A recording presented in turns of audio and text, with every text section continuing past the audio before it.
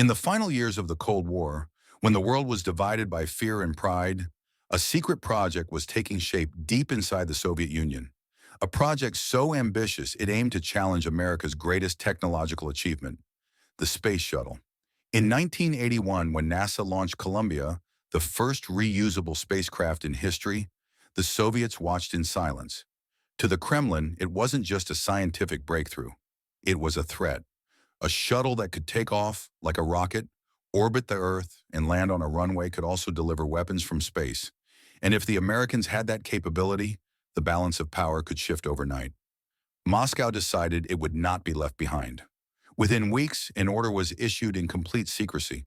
The Soviet Union would build its own shuttle, a machine that would match the American design and, if possible, surpass it. They called it Buran. The word meant snowstorm. It was the most complex aerospace project the USSR had ever attempted. It wasn't just a copy, it was a statement that the Soviet Union could match anything the West could create. The task was handed to Valentin Glushko, one of the most brilliant minds in Soviet rocketry, a man who had once designed engines for the early space race. Glushko was determined to create something even greater. To carry Buran into orbit, he designed a new rocket, larger and more powerful than anything before it, the Energia. It would be capable of lifting over 100 tons into orbit. The Americans had the space shuttle. The Soviets would have a shuttle that could fly unmanned, guided only by computers, launched by the most powerful rocket on Earth. Construction began in 1976 at Baikonur Cosmodrome in Kazakhstan. Massive hangars rose from the desert. Entire factories across the Soviet Union were repurposed for a single goal, to bring Buran to life. But progress was slow and painful. The heat-resistant tiles that protected the shuttle during re-entry had to be hand-glued one by one, over 38,000 of them. Each test, each mistake, cost more time and more money. Yet despite the difficulties, the engineers pushed on. Their motivation was not only duty, but pride. They believed they were building the future of Soviet spaceflight. By the early 1980s, the Buran orbiter began to take shape. When images of it leaked to the West, the world was stunned. It looked almost identical to NASA's space shuttle. Many accused the Soviets of copying it, but in truth, the similarity came from the laws of physics, not espionage. Both vehicles had to survive the same forces, the same heat, and the same speed. But inside, Buran was entirely different. While the American shuttle relied on manual flight, Buran was designed for full automation. It could launch, orbit, and land without a single pilot aboard. No other spacecraft in history had ever done that. Throughout the 1980s, the Soviets tested scaled models and atmospheric prototypes. One of them, the OKGLI, had jet engines installed so it could fly like a plane. Test pilots flew it dozens of times, refining its systems and glide paths. Each test revealed new flaws: weak landing gear, unstable aerodynamics, missing tiles. But each failure brought them closer to perfection. The engineers worked through freezing winters and endless shortages. For 12 long years, the project consumed billions of rubles and the efforts of over 1 million workers. And yet, through all that hardship, the Buran neared completion. In November 1988, under a cold Kazakh sky, the Buran stood ready on the launch pad, attached to the massive Energia rocket. After years of secrecy, the Soviet Union was about to reveal its greatest technological triumph. The decision was made to launch without a crew. The flight would be entirely automatic, controlled by onboard computers. It was a bold decision, and one no other nation had ever dared to make. At exactly 3 in the morning, the Energia engines ignited. The desert trembled. The roar was so powerful that windows shattered miles away.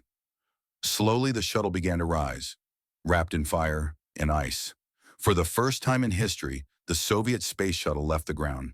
The launch was flawless. Within minutes, Buran reached orbit. It circled the Earth twice, testing every system: life support, flight controls, navigation. Everything worked perfectly. Then came the final test: the re-entry and landing. As it approached Earth, Buran turned its nose downward and began its fiery descent through the atmosphere. Temperatures reached thousands of degrees. The onboard computers made constant adjustments, guiding the shuttle through plasma and turbulence.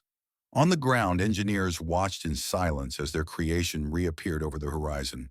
The shuttle aligned with the runway, still unmanned, descending with precision. At 9:30 in the morning, it touched down at Baikonur Cosmodrome, landing perfectly within 3 meters of the target point. No human had touched the controls. It was the first and only fully automated orbital flight in human history. Even NASA's shuttles required manual landings. For a few hours, the Soviet Union stood taller than ever. They had built something truly revolutionary. Buran was not just a copy, it was superior.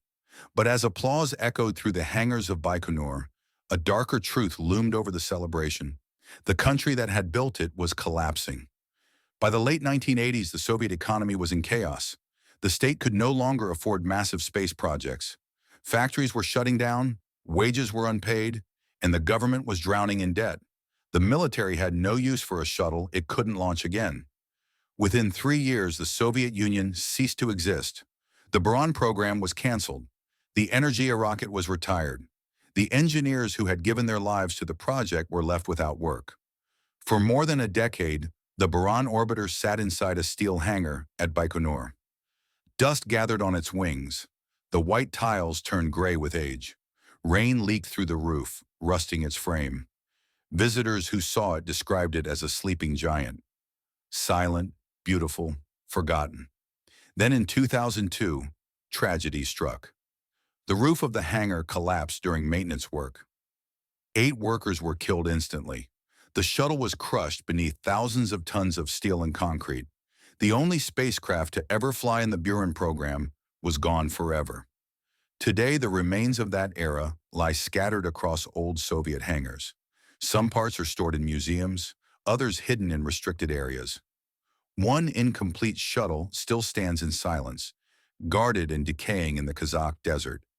Its wings are covered in dust, its once bright body now a dull shadow of what it was meant to be. But even in ruin, it tells a story of human ambition, of pride, and of a dream that soared higher than politics allowed it to.